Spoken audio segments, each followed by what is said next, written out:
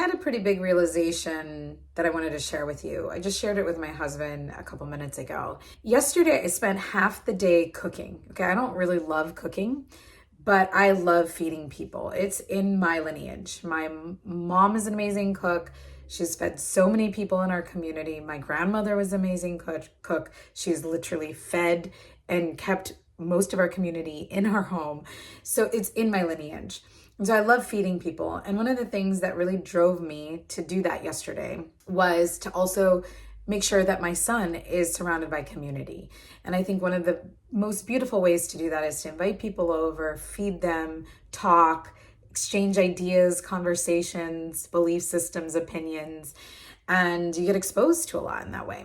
And the thing that I wanted to share is that I chose to do that over a bunch of videos for my work, which was really important for me to do also. And I was sort of thinking about that internally. I'm like, why did I choose one over the other? And there was so much work I had to do, and I could have just gotten it all done if I hadn't cooked for half the day, right? And so there's these two parts of me: motherhood, sort of part of me, and the part of me that's entrepreneur, ambitious, go-getter part of me. And something I said to my husband this morning was, what's so important to me is that when I leave this earth, that I leave behind my son in the most conscious, most spiritual, most connected state possible, because he will be a contributing member to society.